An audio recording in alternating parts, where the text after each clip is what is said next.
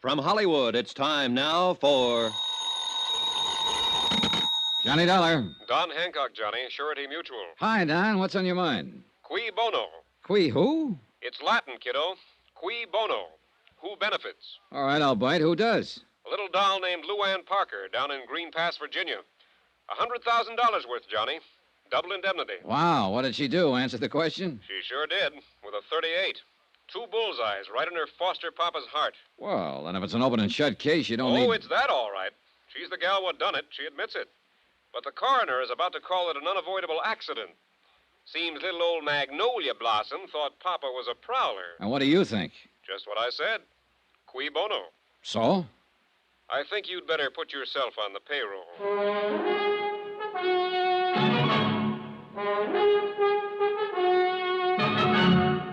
Tonight and every weekday night, Bob Bailey in the transcribed adventures of the man with the action-packed expense account, America's fabulous freelance insurance investigator... Yours truly, Johnny Dollar.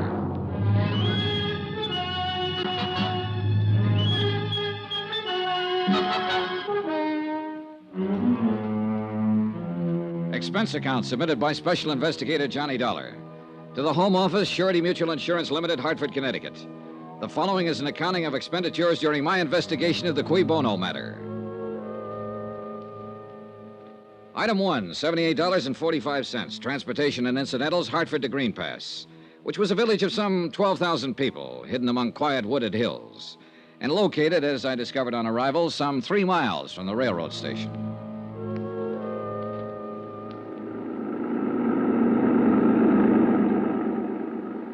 Nice weather we're having. Yeah, it's fine. You from New York? Well, near there, Hartford. Bet you ain't been having weather like this up there. No, it's been pretty cold. You say your name was Dollar? Yeah, Johnny Dollar. I'm Jake Deagley. You here on business? That's right. Well, I wouldn't count on finding much here. Green Pass is what you might call a one-horse town. 1 hotel, 1 bank, 1 taxi, that's me, 1 newspaper. And 1 county attorney. Yep, just 1... Oh, and you've heard about our tragedy, about Dan Parker getting shot. Yeah, that's why I'm here. I'm an investigator for an insurance company. I see. Well, it was a terrible thing. It was... Oh, doggone it. If old man Hawley don't fix up them fences, he's going to be short a cow one of these days. That's the 3rd time this week they've been out the road.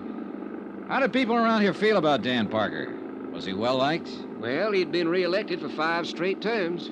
No personal enemies? Not a one. There ain't a man in Green Pass that... Hey, what difference does it make whether he was well-liked? You know how he was killed, don't you? Yeah, I understand he was shot accidentally by his stepdaughter. That's right. And what difference does it make whether he had any enemies? Well, none, probably. But when an insurance company holds a policy as large as the one they carried on Dan Parker, they want to know the full circumstances surrounding the death. Well, there ain't no mystery about it, Mr. Dollar. That poor girl took him for a burglar and shot him, that's all. And it mighty near broke her up. Say, what about her, Jake? Is she well-liked? Well, let me put it this way. I'm 52 years old.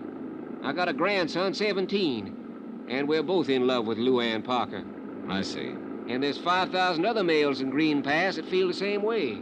She get along all right with her stepfather? They worshipped each other. She was all Dan had since Mrs. Parker died 9 years ago. They was thicker than thieves, them two. Rode horseback together, went fishing, took trips together. Well, then it's understandable that she'd be pretty broken up. It was terrible for her. She went clean out of her mind when she realized what she'd done. So tell me, was Dan Parker a wealthy man? No, fairly well-to-do for these parts, but no ways wealthy, the way you'd think of it in New York, for instance. Then I imagine the Parker girl would think of $100,000 as being a pretty sizable fortune. Mr. Dollar, let me give you a little advice. Oh? You got a job to do, fine. But if I was you, I'd be mighty careful how I went about doing it. Why so? Well, people up here in the hills are kind of standoffish at best. And if you go around hitting what you seem to be hitting at, you're going to get yourself a mess of trouble. I don't deal in hints, Jake. All I'm trying to do is dig up all the information possible. Let the company know exactly what happened. That sounds fair enough, Mr. Dollar. But you take my advice. Dig easy.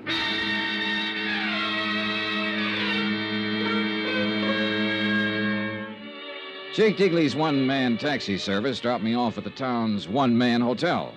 I signed in, left my bags, and did a quick resume of the case which Don Hancock had given me in New York. I tried pumping the hotel proprietor, but when he found out who I was, he frosted up like a mint-julep on a sultry day. But he did tell me I could find the sheriff across the square at the town's one pool room. It turned out to be a one-man place, too. And at the moment, Sheriff Jim Peterson was the one man.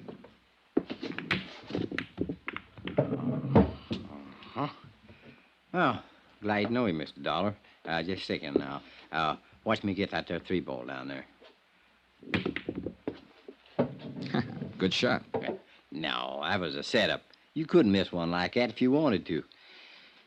Got something on your mind, sir? Yes, I'm an insurance investigator. I'm here in connection with the Parker case. I'll see. Doggone it. Well, I don't think I'd call it a case exactly. It was an accident. Ain't no mystery about it, far as I can see. I didn't mean to imply that there was, Sheriff. As it stands now, this is a routine investigation, nothing more. I just like to get the facts, find out exactly what happened, in order to furnish my company with the report they need to pay the claim. I'd appreciate your cooperation if you've got the time. Oh, I got the time all right, sir. How much you know about it? Well, not much. Dan Parker, as I understand it, was your county attorney here. His stepdaughter, Luann Parker, who is the beneficiary under our policy, mistook him for a prowler, shot him, and killed him. Well, that's about it. Well, the thing happened 3 nights ago. Dan been up to Richmond on business. He come back in on a midnight train. He walked down from the station. Walked 3 miles at that time of night? Well, it's a little over 2 to his place. It's outside of town a ways. Well, that's still quite a walk. Why didn't he call this taxi driver, Jake Digley? Yeah, well, he probably did try to, but Jake wasn't expecting any business, so he took a night off. He was out at Happy Hollow. See, that's a kind of a roadhouse about 5 miles up the highway. Does Dan's daughter have a car? Yeah, she does. But I figure he didn't want to bother her at that time of night. See, he wasn't due in till the next afternoon. But it appears like he finished up his business and decided to come on back at night without letting Luann know or anybody else. Now, let me see here. Was he in the habit of coming back unexpectedly from trips? No, I wouldn't say he was. Well, go on. Huh? Oh, well, Dan didn't take many trips. And when he did, he most always made arrangements with Jake or Luann to meet him at the station. I see. So, anyway, walked home that night, and he took a shortcut through the lane and come on in the back way across the terrace. And right there was his fatal act. Oh, what do you mean? He bumped against the lawn chair. And the sound woke up Luann. And then she heard him fumbling with the lock of the back door and heard him come on in the house. She took a .38 pistol from a drawer of her night table and went to the head of the stairs. When she heard him start up, she fired twice and killed him. Mm-hmm. Were there any lights on in the house? No, she was afraid to turn on any light. And I reckon Dan was trying to keep from waking her up. 2 shots, 2 bullets in the heart, firing down a stairway in pitch darkness. That's pretty good shooting, Sheriff. Oh, well, she can outshoot me, Mr. Dollar. And I'm known as one of the best in these here parts. Who taught her? Well, Dan taught her himself. He figured the girl ought to be able to protect herself. So tell me something, Sheriff. Did she have any reason to think it might be a prowler? Have you had any trouble of that kind around town?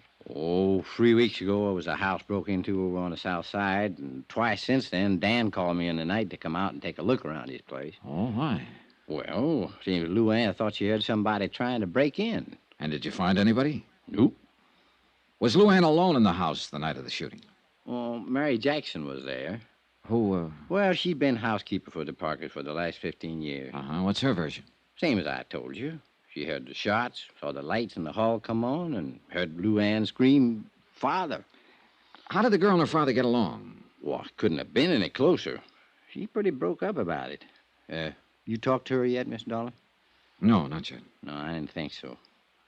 What's that supposed to mean? Well, I mean, if you had, you wouldn't be asking a lot of these questions. Or at least you wouldn't be asking them in the way that you are. What way, Sheriff? Well, like you figured the Parker girl was actually guilty of something.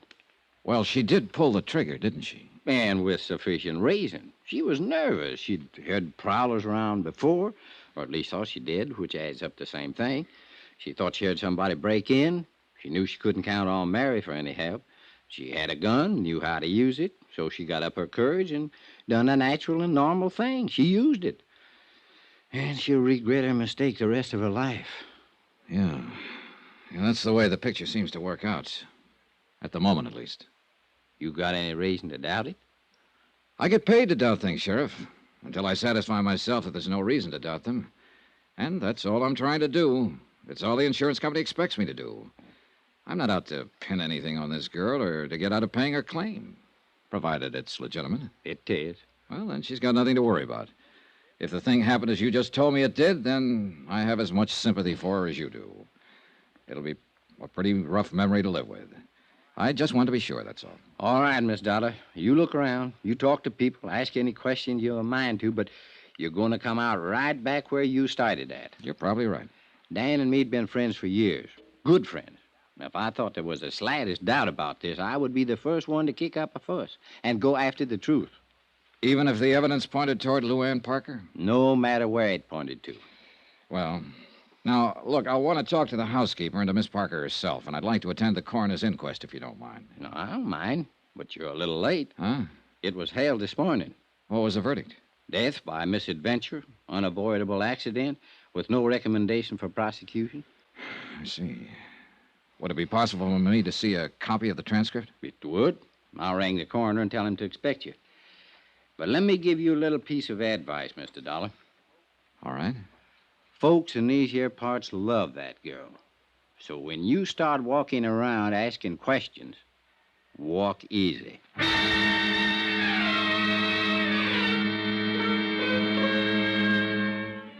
I went over the coroner's report and found nothing. Luann had been called as a witness and appeared to have answered all questions in a frank and a straightforward manner. I checked her school record. She was regarded as an unusually bright girl and had stood at the head of her class all through high school. She'd been elected cheerleader in her junior year, won the lead in the class play, had been chosen queen of the senior prom. She was the town's darling. They worshipped her. And I could see that casting any aspersions on her would be like an attack on the crown jewels. I began to feel like a peeping Tom, like a louse, like I was wrong. And yet, cui bono? Who benefits? 2 bullets in a man's heart and a $100,000 payoff. I had to be sure.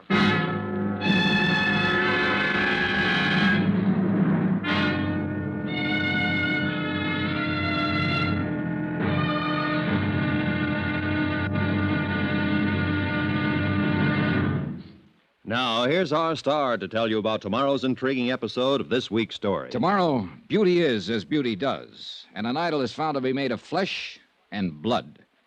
Join us, won't you? Yours truly, Johnny Dollar. Yours truly, Johnny Dollar, starring Bob Bailey, is transcribed in Hollywood. Written by Les Crutchfield, it is produced and directed by Jack Johnstone. Be sure to join us tomorrow night, same time and station, for the next exciting episode of Yours truly, Johnny Dollar. Roy Rowan speaking.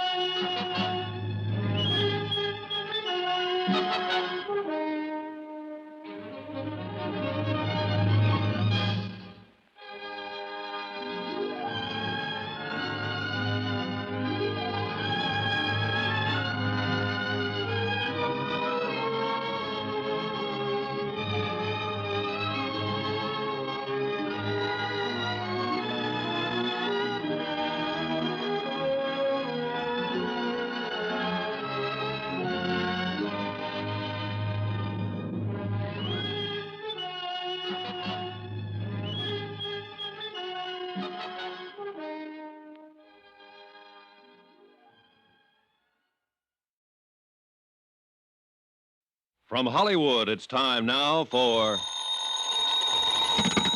Johnny Dollar. Tom Bates, Mr. Dollar. Tom. I'm acting county attorney since Dan Parker's death. Oh, yes, I was looking for you earlier. So Sheriff Peterson said.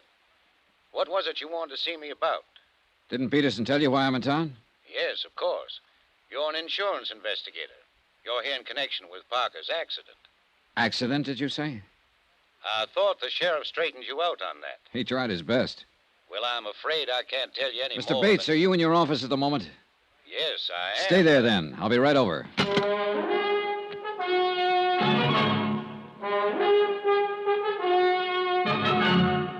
Tonight and every weekday night, Bob Bailey in the transcribed adventures of the man with the action-packed expense account, America's fabulous freelance insurance investigator. Yours truly, Johnny Dollar.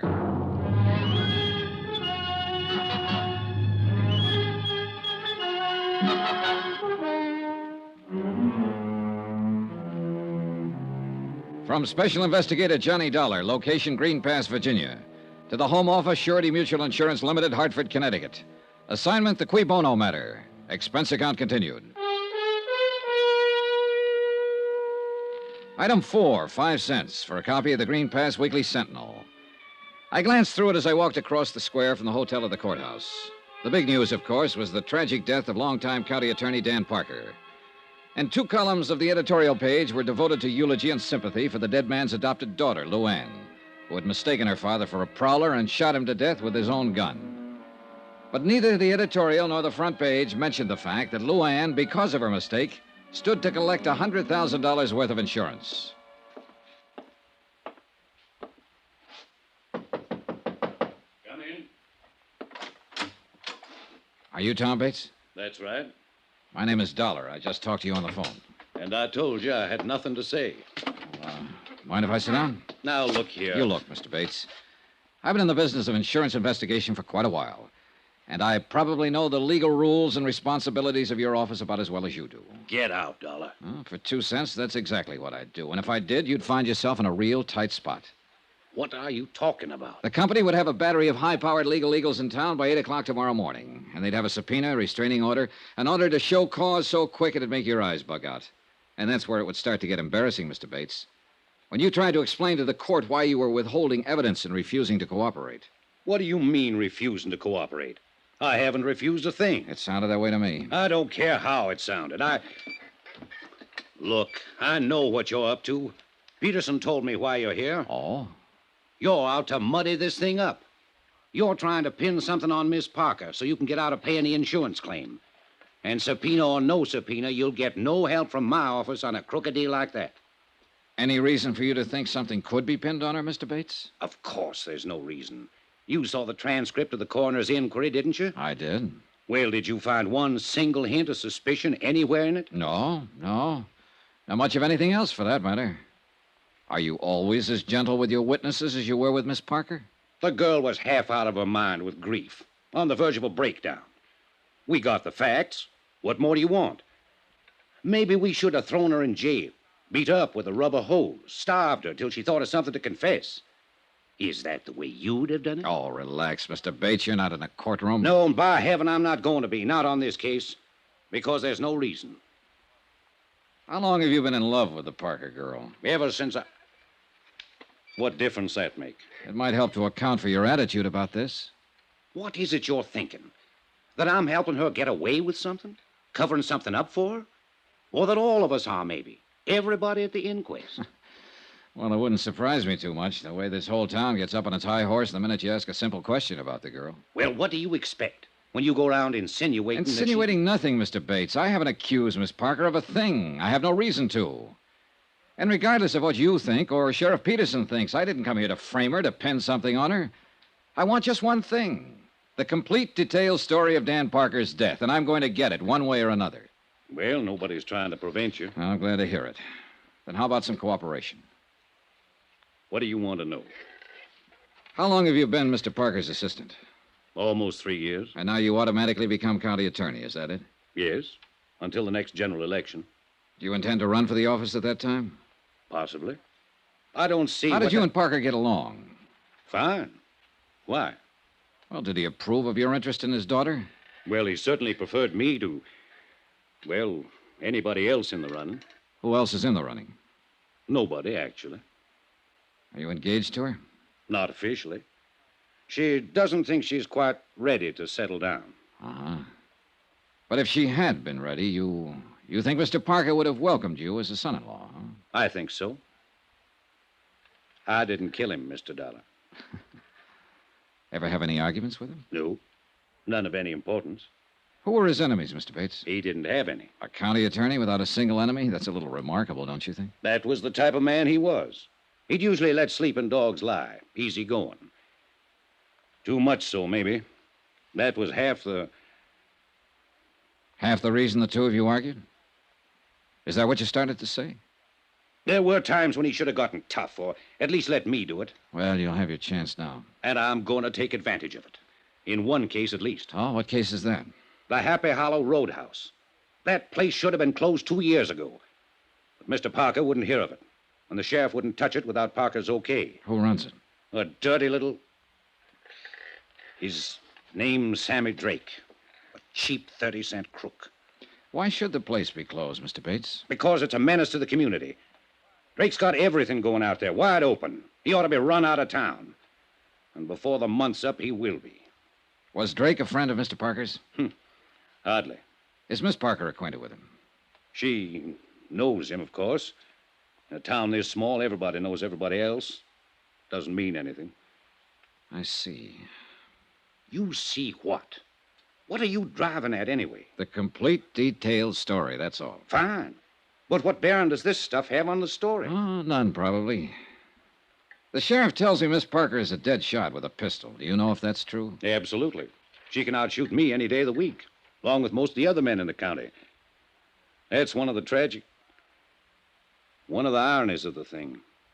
It was her own father who taught her to shoot. Was she given a paraffin test the night of the accident to determine whether she'd fired a gun? Of course not. In the first place, we're not set up for it. And in the second place, there was no doubt but what she had. The housekeeper heard the shots and ran out in the hall and saw her standing there with a gun in her hand. And she admits she fired him. What more do you want? I guess that ought to satisfy any reasonable person.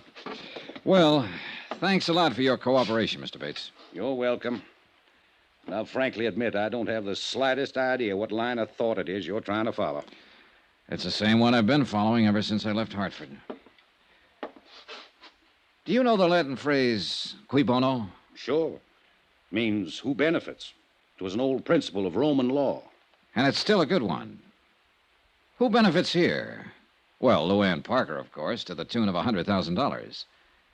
But maybe she's not the only one. There are different ways of benefiting, you know. It still comes back to the same thing. She's the one who mistook her father for a prowler that night. She's the one who pulled the trigger and fired the shots that killed him. Apparently so. But it's possible that somebody might have used her, Mr. Bates.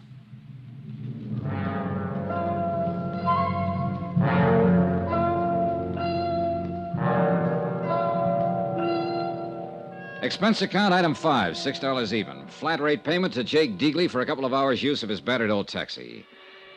I stopped at the telephone office and I talked with the supervisor. I talked with the editor of the local paper and with a waitress who'd gone to school with Luann Parker, with a boy in a service station who dated her in high school. And all of their remarks fit the same picture. A sweet, fresh, all-American girl with an adored father who'd showered her with gifts and attention. And now her own personal tragedy was the town's public one, and they all wept for her. Not a fact out of line. So finally I decided I'd filled in the background enough for the moment, and it was high time I met the little princess face to face.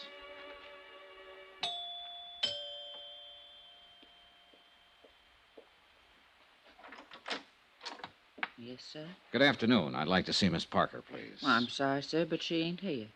Oh? She's been staying in with Dr. Praley and his wife. Seems like she just couldn't face this place after what happened here. Are you the housekeeper, Mary Jackson? That's right, sir. Well, I'd like to talk to you too, Mary, if you don't mind. What about, sir? Just a routine question or two. I'm with the insurance company that carries the policy on Mr. Parker's life. Well, I don't think I ought to go around talking Well, it's quite all about... right. Sheriff Peterson and Tom Bates are both cooperating with me, so you can be sure there's nothing wrong about it. Well, if them two say it's all right... They do. Then I reckon it is. Won't you come in, sir? In a few minutes' conversation, I learned that Mary Jackson had practically raised the Parker girl and worshipped both her and her father. She showed me the terrace where Dan Parker had bumped into the chair and wakened both his daughter and Mary, the back door where he'd entered the house that night, and then finally the main stairway where the shooting had taken place. When I heard the shots, all I could think was, oh, my poor baby, and I come running out in the hall. Your room is the third door there, is that right? Yes, sir. Well, just then Miss Luann turned on the lights, that switch right there beside you, and I saw her standing here at the top of the stairs with a gun in her hand. Then we both looked, saw it was Mr. Parker. We run down there. Miss Luann tore off his tie and pulled his shirt open, but he'd already passed on. Yeah, it must have been a terrible thing for both of you. Yes, sir, it was. Mr. Parker seems to have been a very generous man, especially with his daughter. Oh, he always gave her anything she wanted. Bought her another new car just last month. Yeah, I saw it in the driveway. Well, this is a very attractive house. Must be worth $25,000, $30,000. Mr. Parker bought it just 2 years ago. He thought with Miss Luann growing up, she ought to have a better place to live. What's your salary here, Mary? $95 a month, sir. And my keep, of course. I wonder how he did it. Sir? Well, Dan Parker made $5,000 a year as county attorney. There's less than $600 in his bank account. The manager said it's never been much higher. And yet, this house, new cars, those clothes of Miss Parker's that you showed me, a $50,000 life insurance policy. How about that, Mary?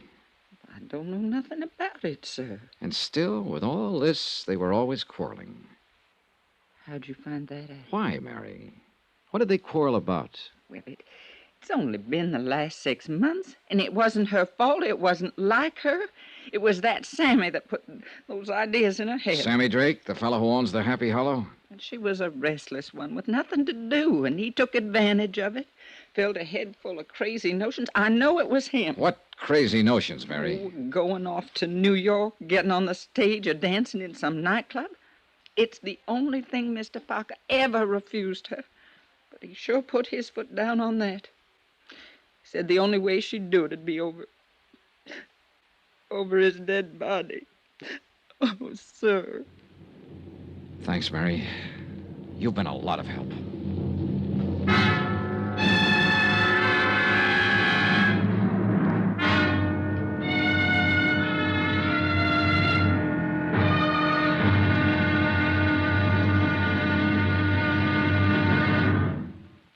Now, here's our star to tell you about tomorrow's intriguing episode of this week's story. Tomorrow, the net tightens. A rat runs for cover. Then the whole thing blows wide open. Join us, won't you? Yours truly, Johnny Dollar.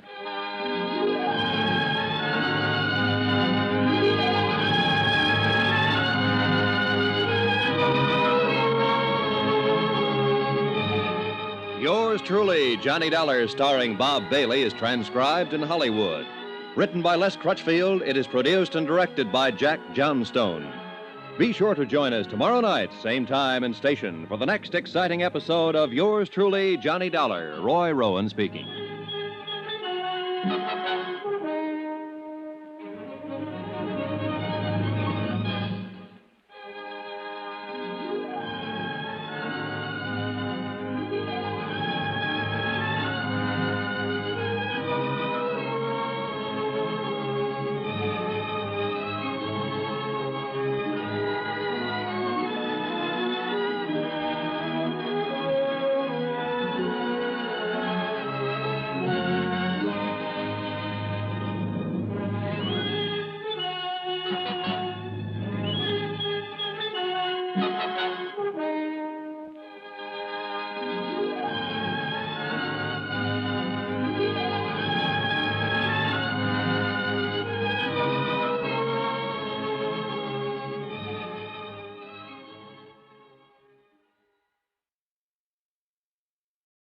From Hollywood, it's time now for...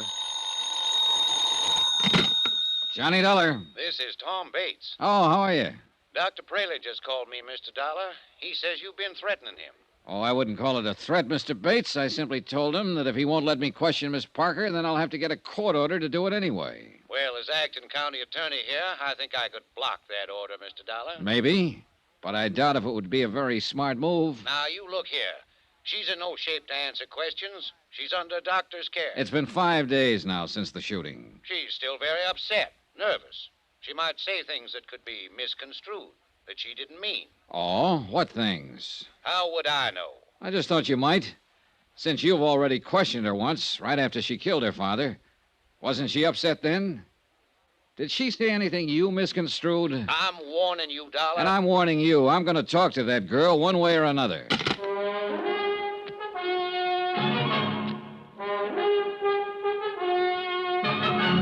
Tonight and every weekday night, Bob Bailey in the transcribed adventures of the man with the action-packed expense account, America's fabulous freelance insurance investigator. Yours truly, Johnny Dollar.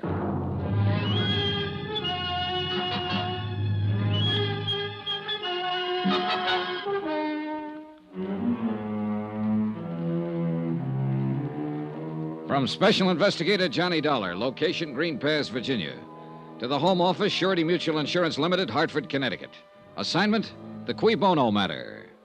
Cui Bono, Latin for who benefits.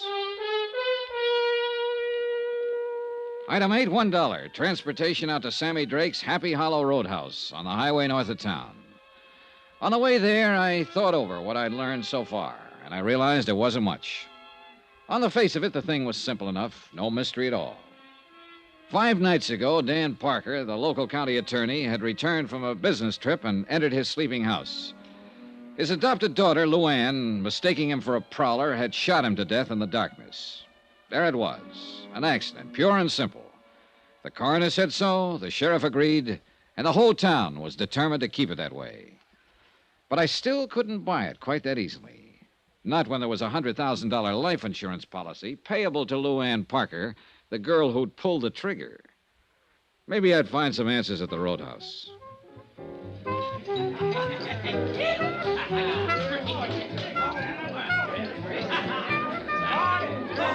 The Happy Hollow was like 1,000 other places of its kind.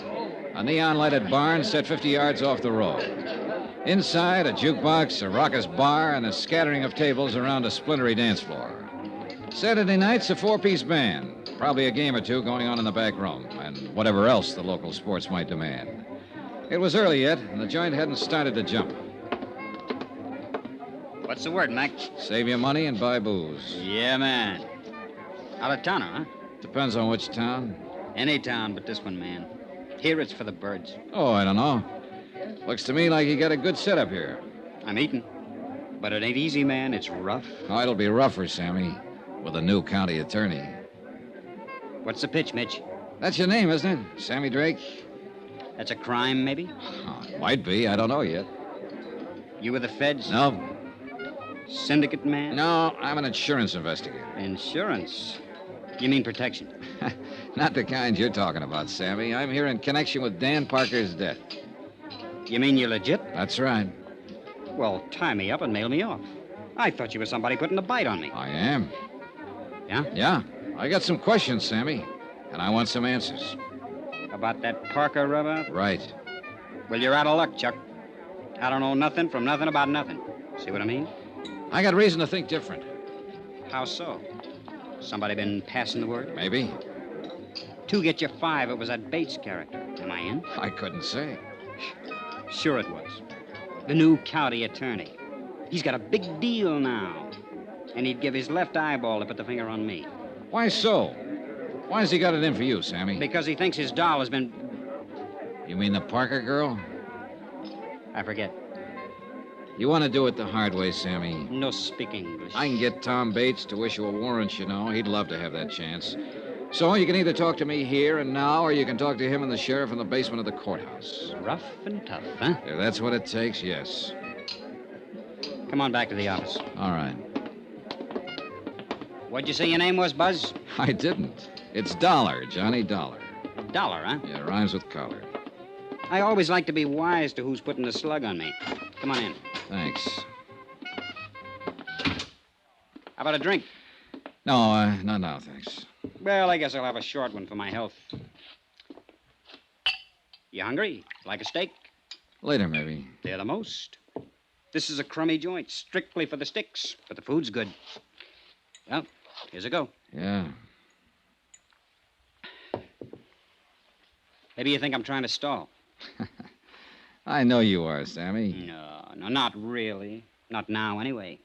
Because when I stop and think about it, I can't see where I got anything to worry about. You see what I mean? You haven't, unless you had something to do with Dan Parker's death. Now, let's relax, Max. The way I get the word, nobody had anything to do with it except that doll. Could be. Could be nothing. Did she blast him or didn't she? Apparently she did.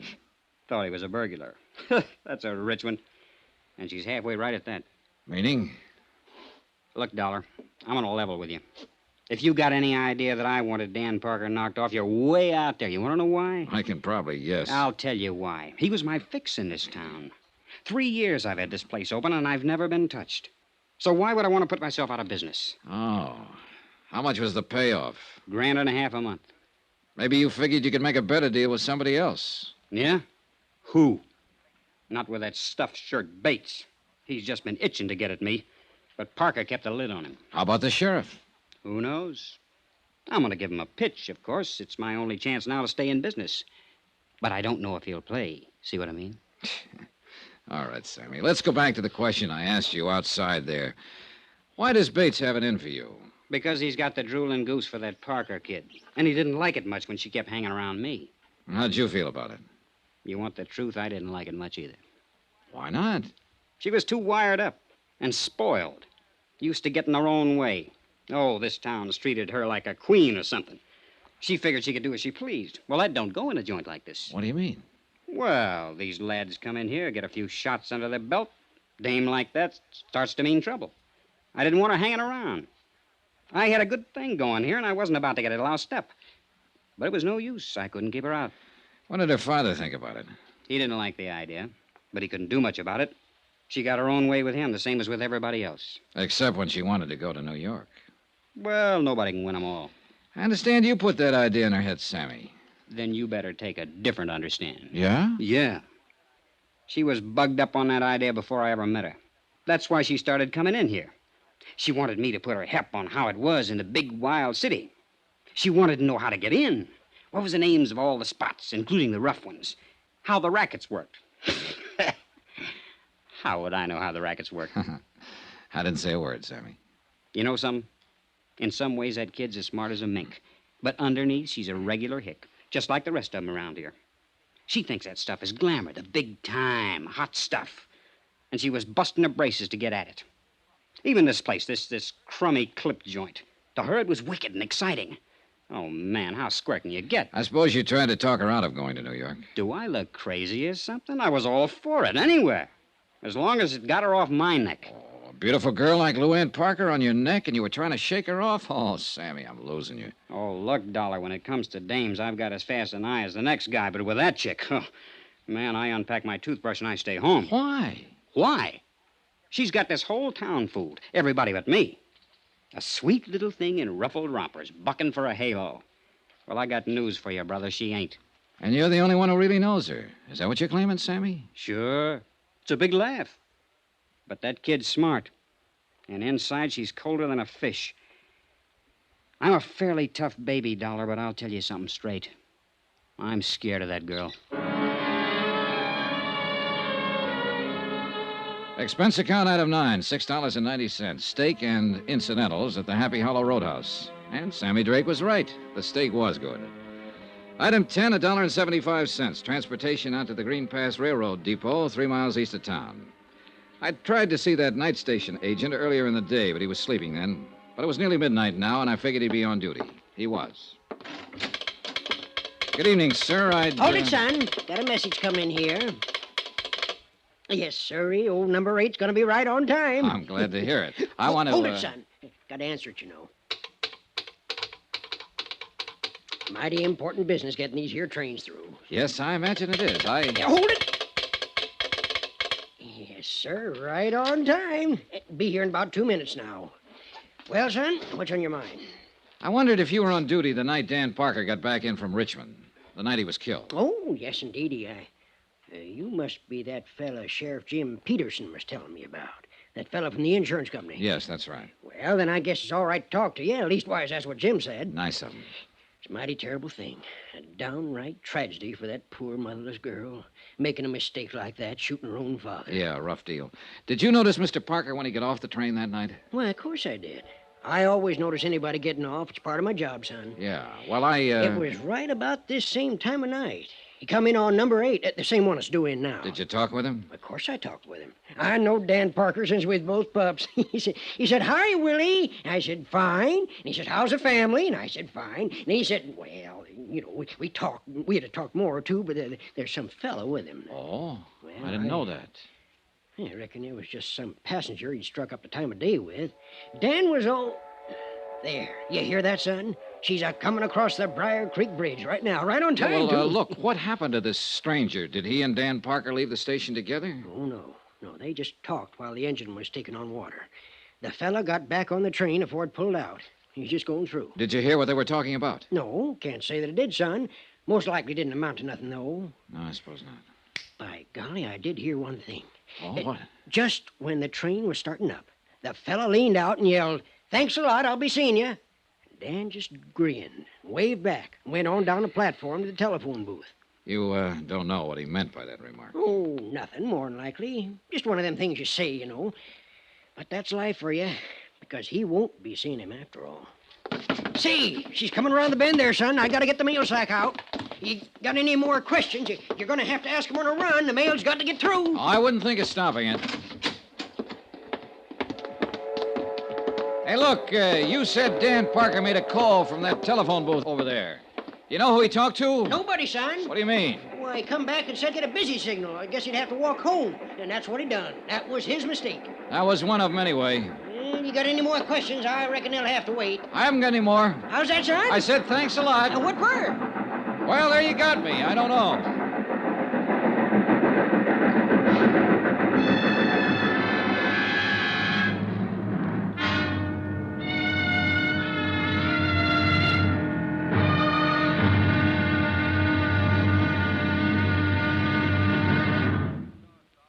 Now, here's our star to tell you about tomorrow's intriguing episode of this week's story. Tomorrow, a tense interview, a subtle attack by a shrewd and dangerous opponent, and complete surrender. Join us, won't you? Yours truly, Johnny Dollar.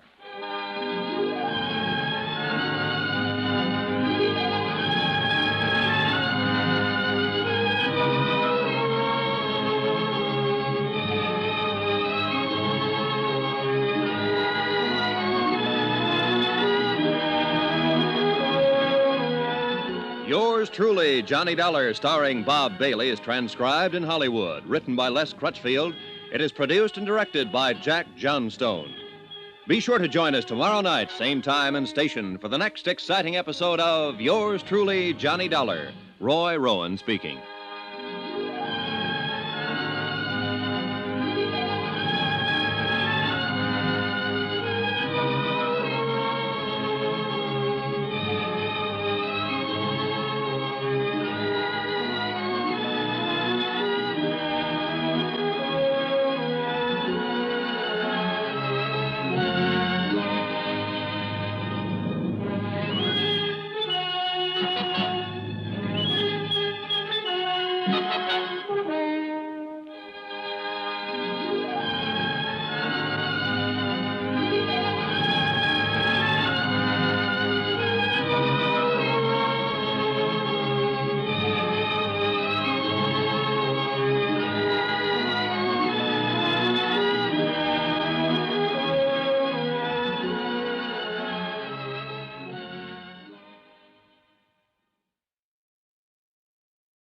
From Hollywood, it's time now for... Johnny Dollar. Tom Bates, Mr. Dollar. Oh, good morning, Mr. Bates. There's nothing like starting the day with a good fight. That is not my intention at all. Good. I was beginning to think you went around in a permanent state of belligerency. Only when I see a so-called insurance investigator out to frame an innocent girl. Anybody I know? Look, Dollar, will you be available at 2 this afternoon to interview Miss Parker? I've been available for 2 days. She's the one who hasn't been. She was in no condition to see anyone. However, Dr. Praley is releasing her in an hour, and she's going on home. All right. Tell her I'll see her at 2. It won't be necessary to tell her. You'll go out there with me, and you'll talk to her in my presence. Like that, huh? You can take it or leave it. Oh, I'll take it, Mr. Bates. And you know something? I think I'll still be able to tag her.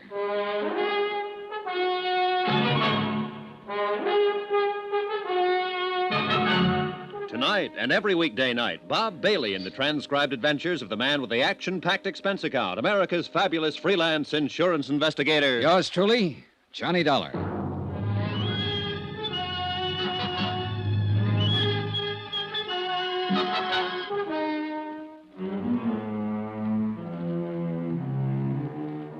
From Special Investigator Johnny Dollar, location Green Pass, Virginia, to the Home Office, Surety Mutual Insurance Limited, Hartford, Connecticut. Assignment, the Cui Bono Matter. Expense account continued. Item 12, $1.80 for a late and leisurely breakfast in the hotel coffee shop. Leisurely because I had nothing to do but kill time. I'd covered every possible lead I could think of, and the result, 0. The simple facts of the case were that Dan Parker, the local county attorney, had returned unexpectedly from a business trip late at night, entered his darkened home, and had been shot to death as a prowler by his daughter, Luann. Coroner's verdict, accidental death. Amount of insurance, $100,000. Beneficiary, Luann Parker. Why don't you give up, Dollar? Admit you're wrong. Wrong about what? About thinking you've got a chance of beating Miss Parker out of her insurance money? Oh, so that's what I'm trying to do, huh? That's what your company pays you for, isn't it? To find some angle, some technicality that they can use to break the claim? No, they pay me for the unpleasantness of having to put up with bull-headed acting county attorneys, Mr. Bates. Sure. You'd a lot rather question that girl without me being around. Bates, I'd rather do anything without you being around. Well, the feeling is mutual. I just can't quite figure you. Usually, I get complete cooperation from the local prosecutor's office. But you've tried to block every move I've made here. I'm protecting Miss Parker's rights, that's all. Her rights haven't been challenged. I'm not out to get her. If I'm convinced that she's innocent and that her claim is legitimate, I'll report it that way. All the company wants is the facts. Look, I'm not hired as a claim breaker. And of course you know that. You've dealt with insurance cases before. So I wonder what the real reason is for your attitude. Suppose you tell me. Well, you're in love with her, of course, and that itself could be the explanation. Or maybe it's only part of it. Meaning what? Maybe you know more about it than you've admitted. Maybe you know she's guilty and are trying to cover up for her. I know she's innocent, sir. Or, it's possible your motives are a little more selfish. Maybe she's covering up for you. What do you mean by that? It's that old Latin phrase, cui bono, who benefits? Who gains through Parker's death? His daughter does. Of course, she gets the insurance. But so do you, Bates. In what way? Well, you got Parker's job, didn't you? And along with it, the chance to run Sammy Drake out of town without Parker stopping you. And in the long run, if Luann marries you, you'll get a good part of the insurance. Are you accusing me of murder? No, just speculating. But it's an interesting possibility. Don't you think so?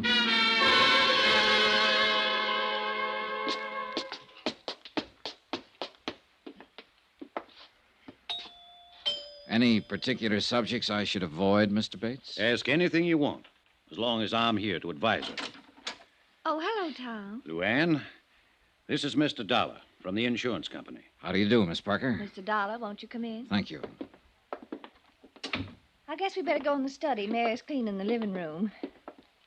In here. Just sit down anywhere. How do you feel, Luann? Oh, I'm all right now.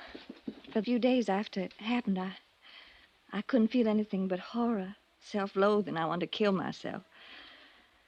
But the last 2 days, I've done a lot of thinking about what Daddy'd say if he was still here. He was a wonderful man, Mr. Dollar. Yes, the whole town seems to agree on that. I'd give my life gladly to change what happened. But it can't be changed. Daddy used to say, Luann, remorse is only self-pity in disguise. The future is a question mark. All you have is the present, so live it.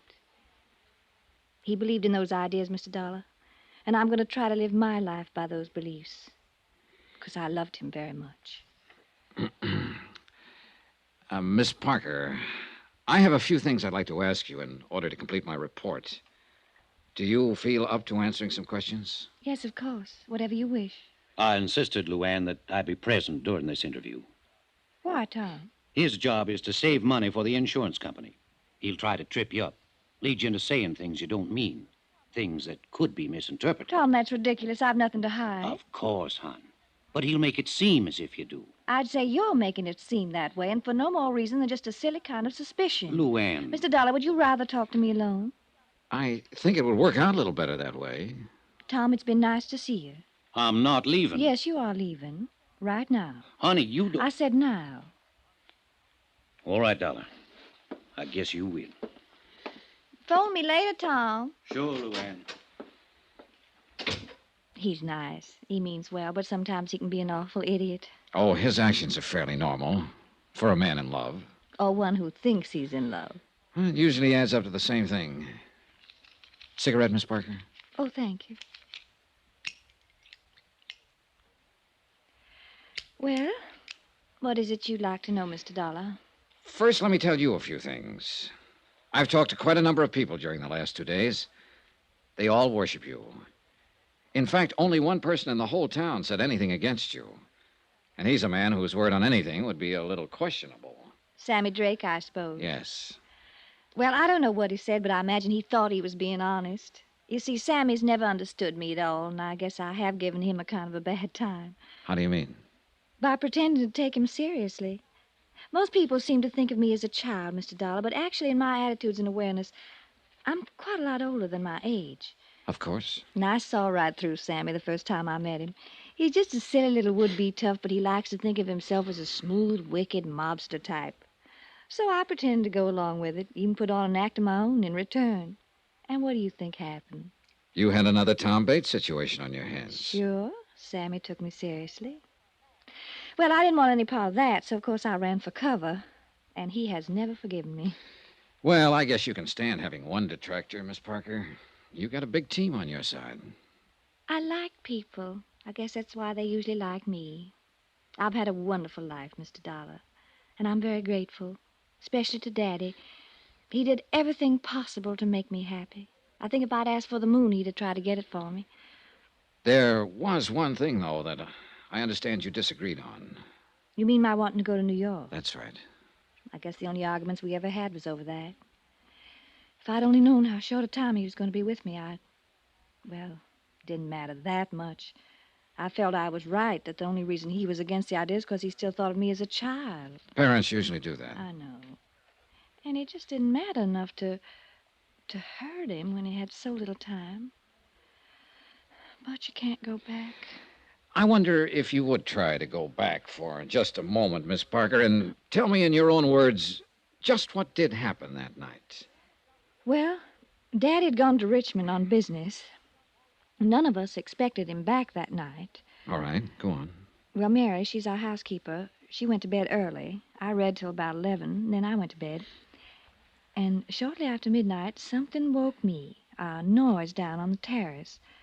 I looked down from my window, and I saw sort of a dark shape slip across the terrace toward the back of the house. I was scared stiff.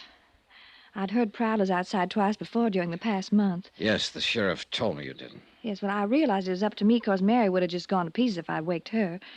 All I could think of was getting to the phone down at the bottom of the stairs. When I started out of my room, I could hear somebody fooling with the lock on the back door. And that's when I thought of the gun. Where was it? In the drawer of the night table beside my bed. Daddy'd put it there himself after the night I heard the prowler, but I'd almost forgotten it. All right. Then what did you do? Well, I took the gun. I went back out into the upstairs hall. All I had in mind even then was to go downstairs and get that phone. But when I reached the stairway, I heard someone moving down below, and I realized that whoever it was had already got in the house, that they were starting up the stairs. And I could see just a vague blur, dark shape against the shadows. I was petrified. I remember thinking he's probably got a gun. And without even stopping to consider, I fired twice down the stair. Yes, Miss Parker? I heard him fall. I knew I'd hit him. Mary screamed and came running out of her room. I found the switch and I turned on the lights. And then I saw what I'd done. It was Daddy. I'm sorry, Miss Parker. And I'm sorry it's necessary for you to go back over this. I'll be all right. There was one thing that wasn't brought up at the inquest. Your father apparently tried to make a phone call from the railroad station that night, and he told the agent all he was getting was a busy signal. Could he have been trying to call here? I don't know. I didn't know about it. Would he be likely to call you, coming in unexpectedly that way? Oh, he'd be more likely to call Jake Digley. Jake runs a taxi service here. Yes, I met him. Well, he might have tried that. But Jake was out at Sammy's place that night. Well, the reason I say that is because Daddy would have known that our phone is usually off the hook at night. Was it off that night? Well, I don't remember. Maybe Mary knows. One or the other of us was always taking it off because we had to go clear downstairs to answer it. Yes, Miss Luann? Oh, Mary, the night Daddy was killed, do you remember whether the phone was off the hook or not?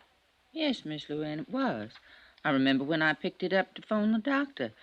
Well, I ain't sure if you left it off that night or I did, but it was off all right. Thank you, Mary. Yes, ma'am. Well, Mr. Dollar, what other questions do you have? None, as a matter of fact. I did have several more, but you've already answered them indirectly. Thanks for cooperating. You're quite a girl, Miss Parker. Oh, yes, I'm quite a girl. A girl who killed her own father. Goodbye, Mr. Dollar. I meant exactly what I said to her.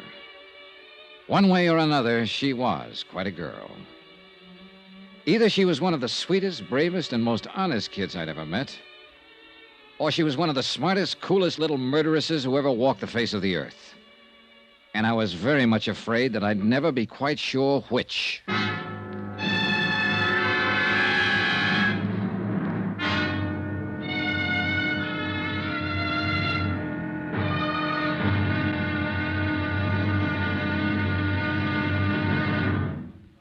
Now, here's our star to tell you about the final intriguing episode of this week's story. Tomorrow, one slip of fate, then the avalanche. And a wind-up that'll raise the hair on the back of your neck. Join us, won't you? Yours truly, Johnny Dollar.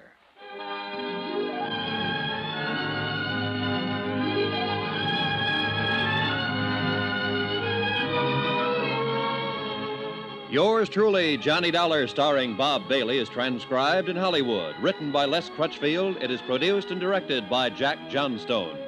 Be sure to join us tomorrow night, same time and station, for the next exciting episode of Yours truly, Johnny Dollar. Roy Rowan speaking.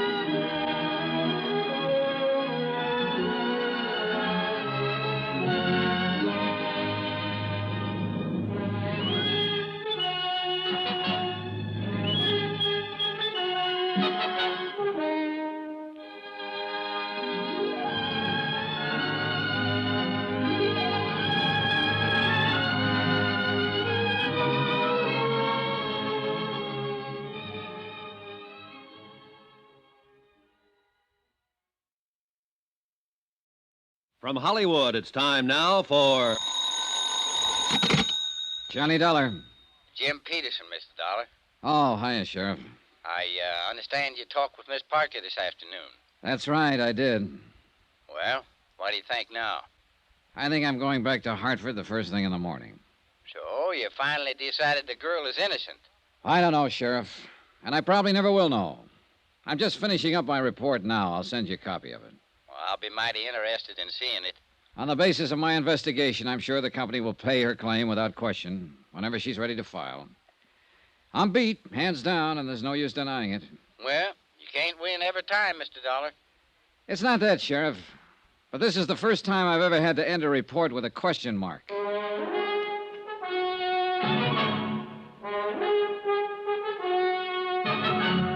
Tonight and every weekday night, Bob Bailey in the transcribed adventures of the man with the action-packed expense account, America's fabulous freelance insurance investigator. Yours truly, Johnny Dollar.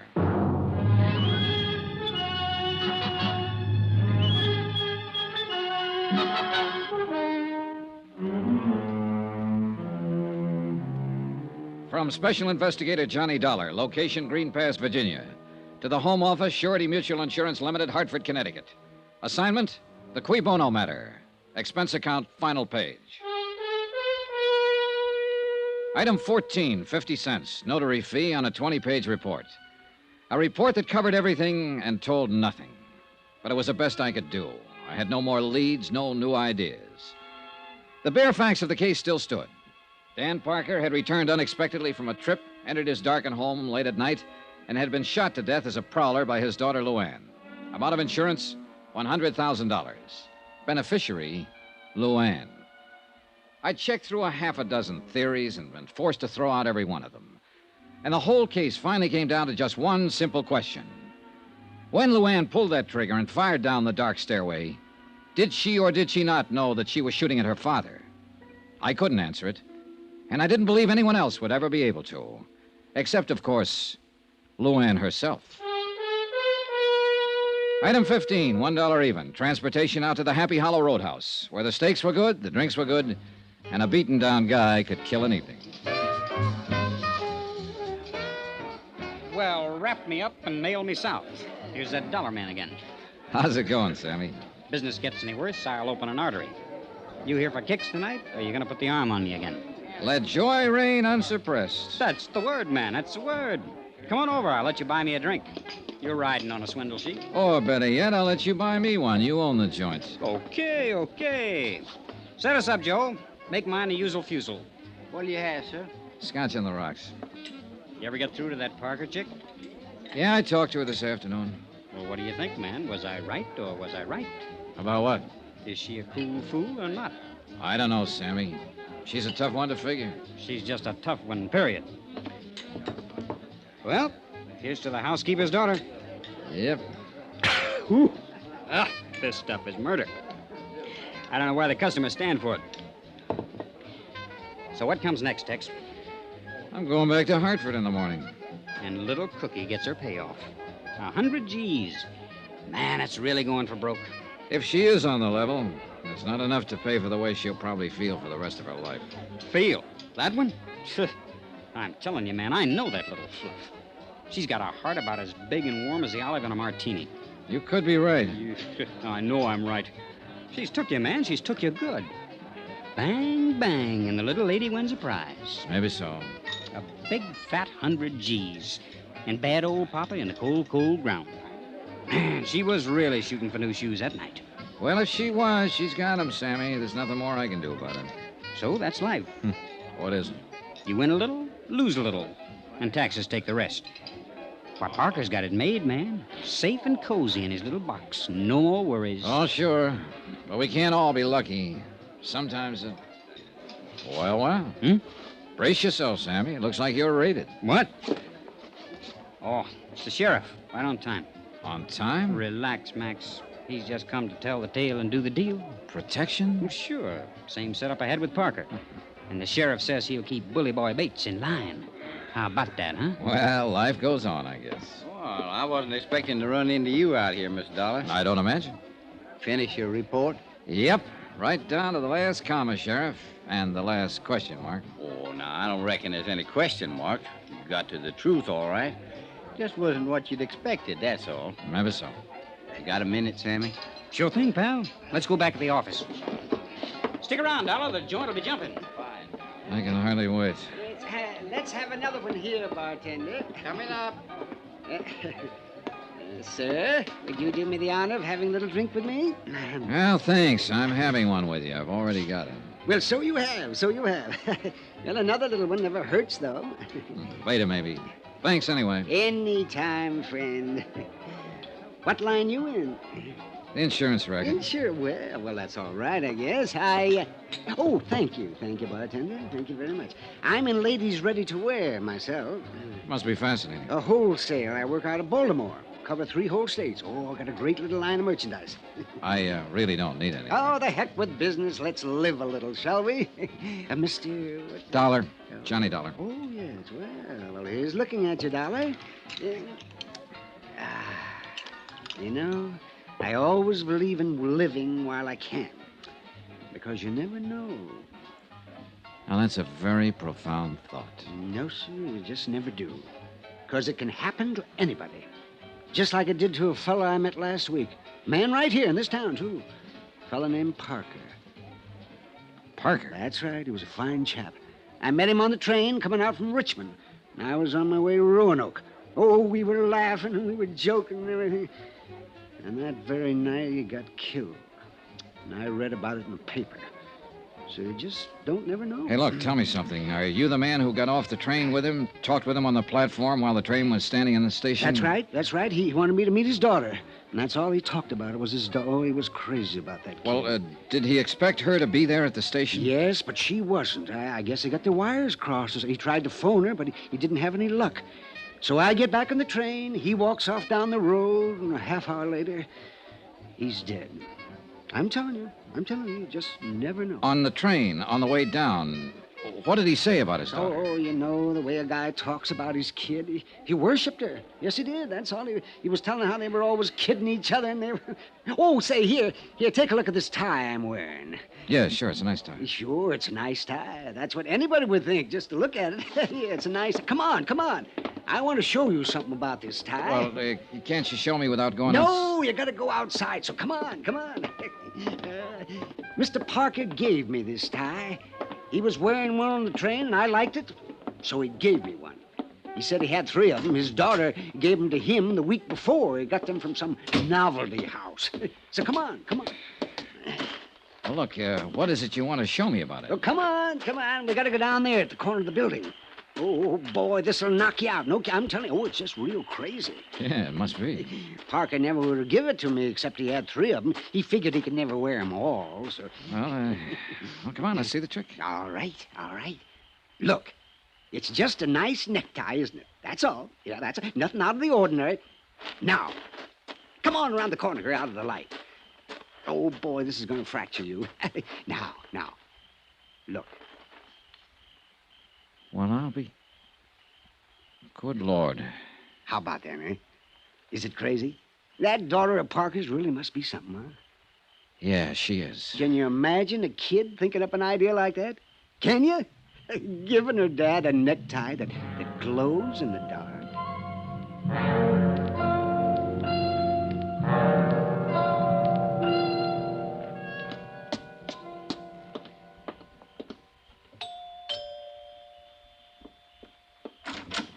Good evening, Miss Parker. Why, Mr.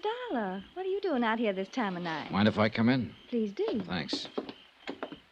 Oh, I brought your gun back. The sheriff was finished with it. I never want to see it again. I know how you feel. I'll put it here on the table.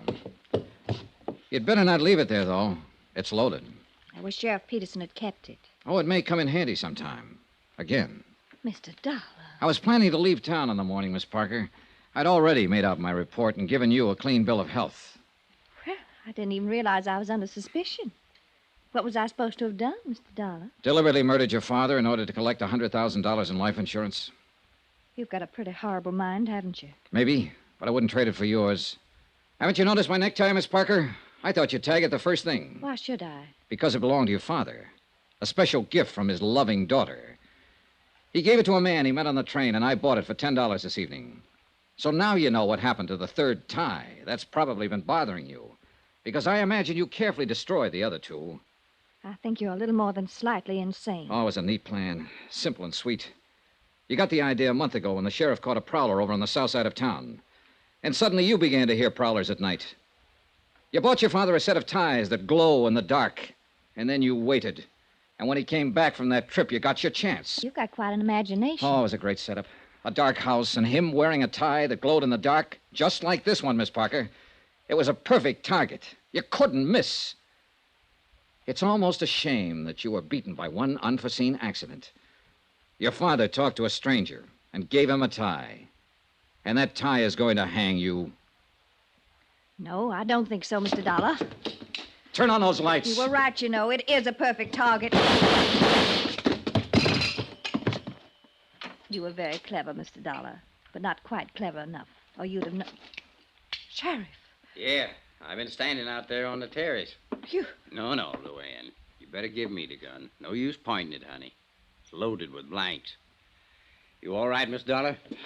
Yeah, I'm all right, Sheriff. A little sick, that's all. That anybody so beautiful could be so rotten. You faked it. You tricked up the whole thing just to frame me, you filth, you dirty evil... That's enough, Luann. That's enough. Nobody tricked you except yourself. That's hard for me to believe. Dan and me used to take you fishing with us when you wasn't no higher than that. You was the prettiest little thing I think I'd ever Oh, seen. shut up, you old fool. Now I got to take you someplace again. Wish I hadn't ever lived to see this day. And I'm mighty glad that Dan ain't here to see it. Come on, honey. We better get started.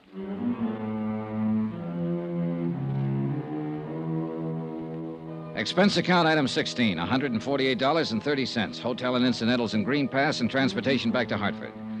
Expense account total, $382.65. End of account, end of report. Remarks. When you gave me this assignment, Don, you asked a question, a phrase in Latin. Cui bono? Who benefits? So here's your answer. Nobody. Yours truly, Johnny Dollar.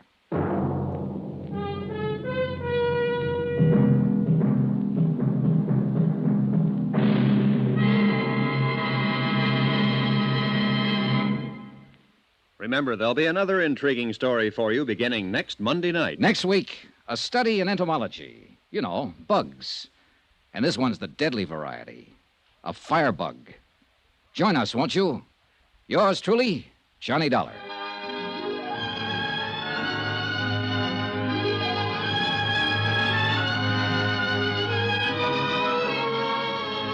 Yours truly, Johnny Dollar, starring Bob Bailey, is transcribed in Hollywood. Written by Les Crutchfield, it is produced and directed by Jack Johnstone. Heard in this week's cast were D.J. Thompson, Mary Jane Croft, Forrest Lewis, Byron Kane, Russell Thorson, Sam Edwards, Dal McKennon, and Howard McNear. Musical supervision by Amerigo Marino. Be sure to join us on Monday night, same time and station, for another exciting story of yours truly, Johnny Dollar. This is Roy Rowan speaking.